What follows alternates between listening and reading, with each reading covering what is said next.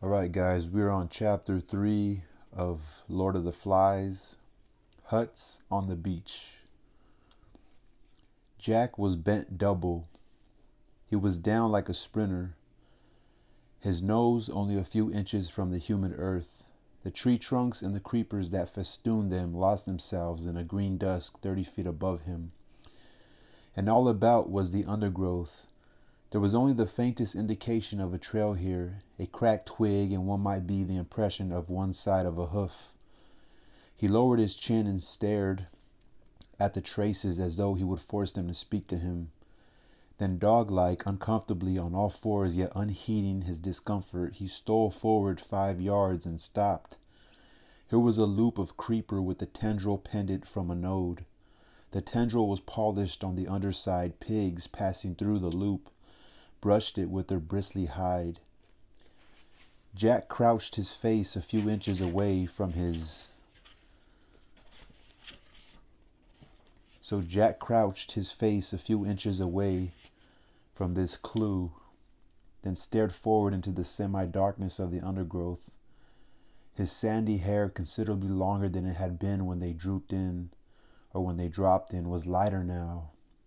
So his sandy hair, considerably longer than it had been when they dropped in, was lighter now, and his bare back was a mass of dark freckles and peeling sunburn. A sharpened stick above 5 feet long trailed from his right hand, and except for a pair of tattered shorts held up by his night belt, he was naked. He closed his eyes, raised his head, and breathed in gently with flared nostrils, assessing the current of warm air for information. The forest and he were very still. At length he let out his breath in a long sigh and opened his eyes. They were bright blue, eyes that in this frustration seemed bolting and nearly mad.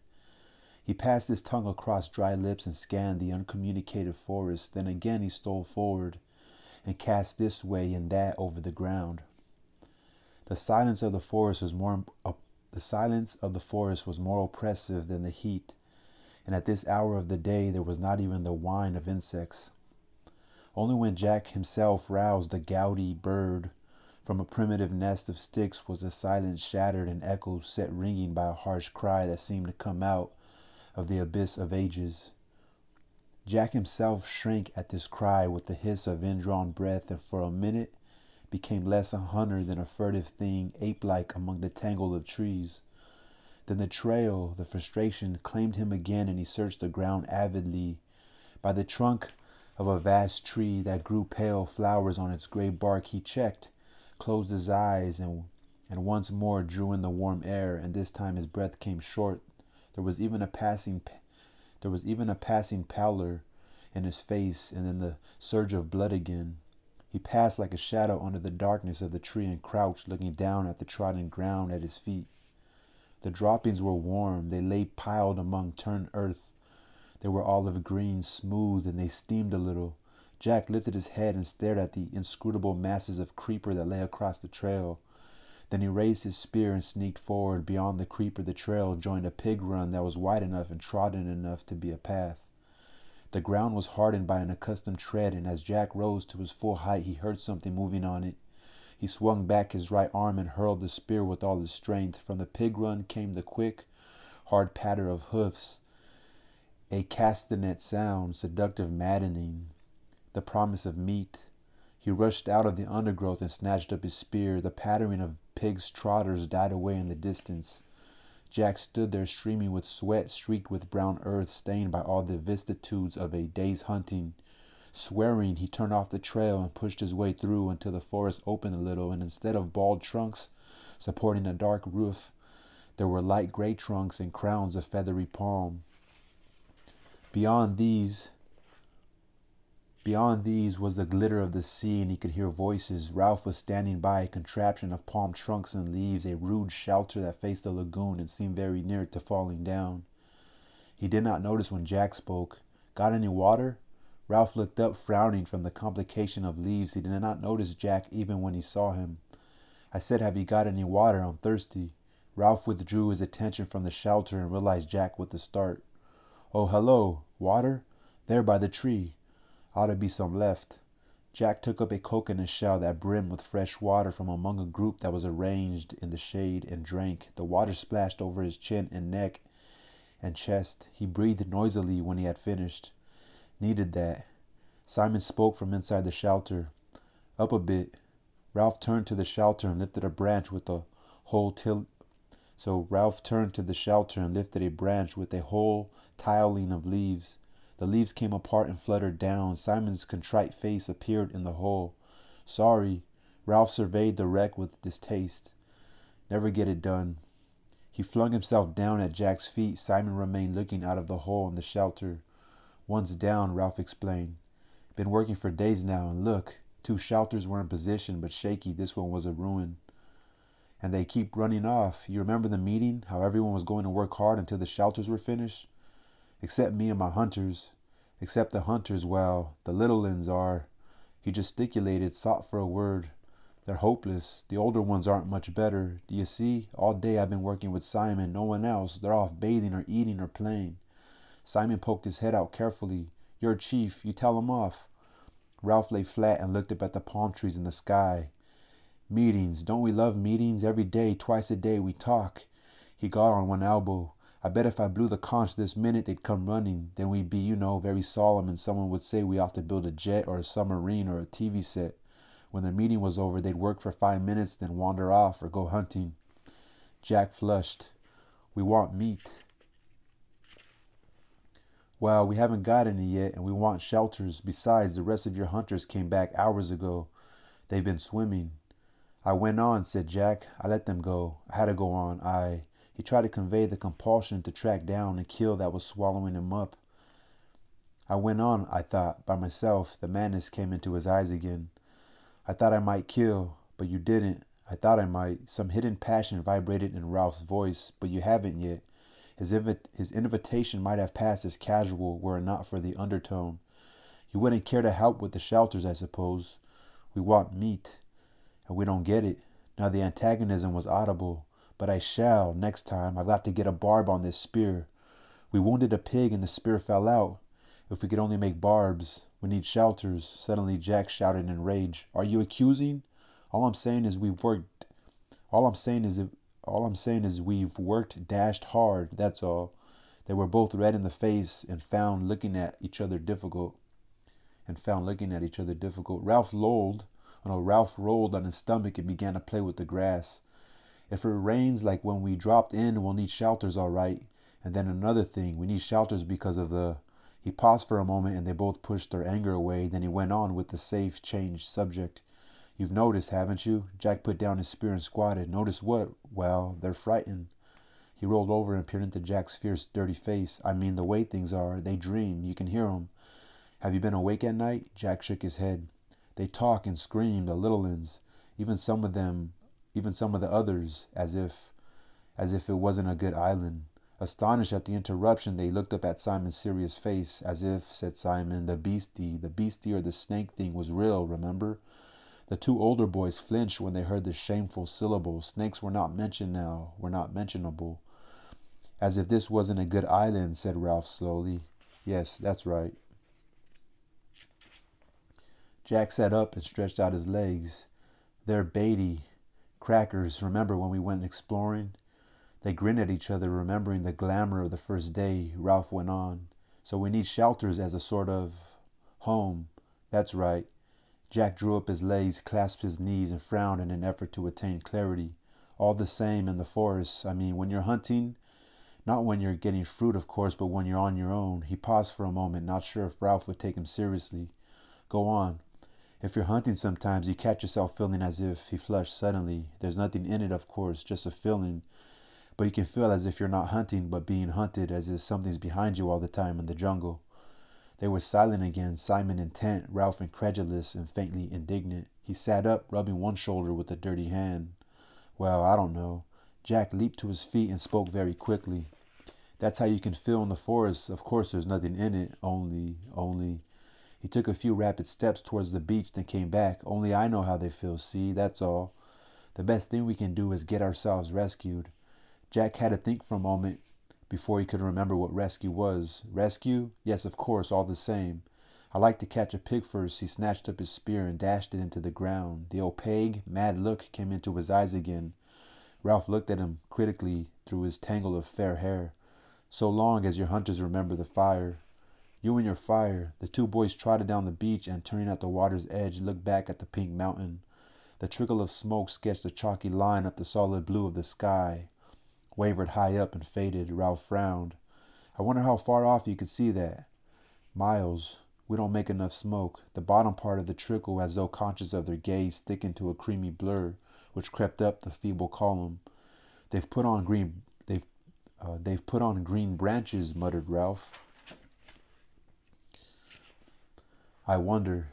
He screwed up his eyes and swung round to search the horizon. "Got it!" Jack shouted so loudly that Ralph jumped. "What? Where? Is it a ship?" But Jack was pointing to the high declivities that led down from the mountain to the flatter part of the island. "Of course, they'll lie up there. They must, when the sun's too hot." Ralph gazed bewildered at his rapt face. "They get up high up and in the shade, resting during the heat like cows at home." "I thought you saw a ship." "We could still up on one. Paint our faces so they wouldn't see, perhaps surround them, and then—" Indignation took away Ralph's control. "I was talking about smoke. Don't you want to be rescued? All you can talk about is pig, pig, pig." "But we want meat.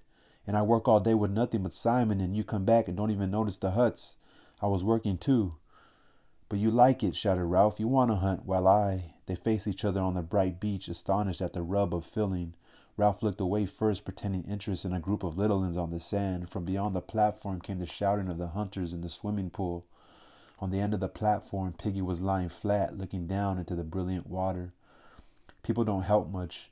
He wanted to explain how people were never quite what you thought they were. "Simon, he helps." He pointed at the shelters. "All the rest rushed off. He's done as much as I have, only—" "Simon's always about." Ralph started back to the shelters with Jack by his side. "Do a bit for you," muttered Jack, "before I have a bathe." "Do a bit for you," muttered Jack, "before I have a bathe. Don't bother." But when they reached the shelters, Simon was not to be seen. Ralph put his head in the hole, withdrew it, and turned to Jack. "He's buzzed off." "Got fed up," said Jack, "and gone for a bathe." Ralph frowned. "He's queer. He's funny." Jack nodded as much for the sake of a greeting as anything, and by tacit consent they left the shelter and went toward the bathing pool. "And then," said Jack, "when I've had a bath and something to eat, I'll just trek over to the other side of the mountain and see if I can see any traces coming. But the sun's nearly set." "I might have time." They walked along, two continents of experience and feeling unable to communicate. "If I could only get a pig. I'll come back and go on with the shelter." They looked at each other, baffled in love and hate. All the warm salt water of the bathing pool and the shouting and splashing and laughing were only just sufficient to bring them together again. Simon was not in the bathing pool as they had expected. When the other two had trotted down the beach to look back at the mountain, he had followed them for a few yards and then stopped. He had stood frowning down at a pile of sand on the beach where somebody had been trying to build a little house or hut. Then he turned his back on this and walked into the forest with an air of purpose. He was a small, skinny boy, his chin pointed, and his eyes so bright they had deceived Ralph into thinking him delightfully gay and wicked. The coarse mop of black hair was long and swung down, almost concealing a low, broad forehead.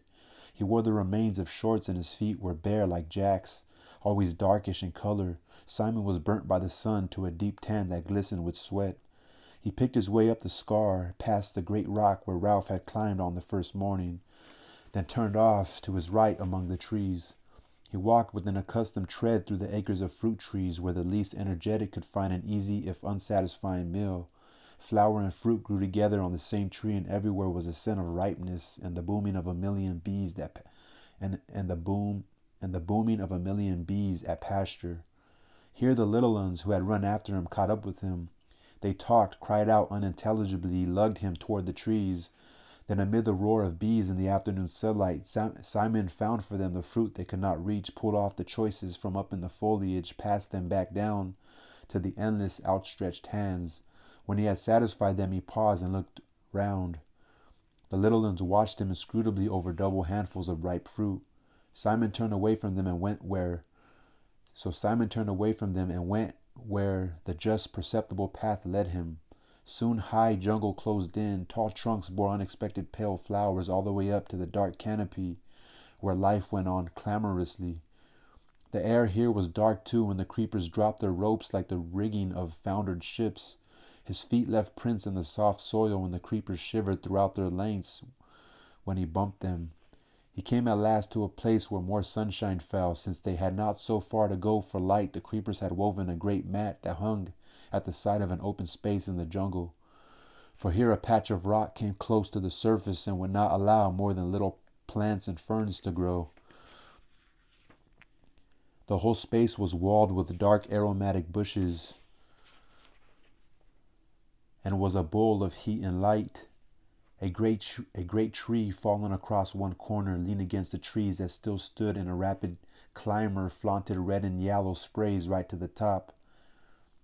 Simon paused. He looked over his shoulder as Jack had done at the close ways behind him and glanced swiftly round to confirm that he was utterly alone. For a moment his movements were almost furtive. Then he bent down and wormed his way into the center of the mat. The creepers and the bushes were so close that he left his sweat on them, and they pulled together behind him. When he was secure in the middle, he was in a little cabin screened off from the open space by a few leaves. He squatted down, parted the leaves, and looked out into the clearing. Nothing moved but a pair of gaudy butterflies that danced round each other in the hot air. Holding his breath, he cocked a critical ear at the sounds of the island. Evening was advancing toward the island. The sounds of the bright, fantastic birds, the bee sounds, even the crying of the gulls that were returning to their roosts among the square rocks were fainter. The deep sea breaking miles away on the reef made an undertone less perceptible than the susurration of the blood. Simon dropped the screen of leaves back into place. The slope of the bars of honey-colored sunlight decreased. They slid up the bushes, passed over the green candle-like buds, moved up toward the canopy, and darkness thickened under the trees. With the fading of the light, the riotous colors died, and the heat and urgency cooled away. The candle buds stirred. The green sepals drew back a little, and the white tips of the flowers rose delicately to meet the open air. Now the sunlight had lifted clear of the open space and withdrawn from the sky. Darkness poured out, submerging the waves between the trees till they were dim and strange as the bottom of the sea. The candle buds opened their wide white flowers, glimmering under the light that pricked down from the first stars. Their scent spilled out into the air and took possession of the island. So Simon just kind of drifts off, huh? And I wonder what happened to that little 6-year-old boy at the end of chapter 2 that they didn't find. The one with the birthmark on his face. Anyway, I'll see you in chapter 4. Peace.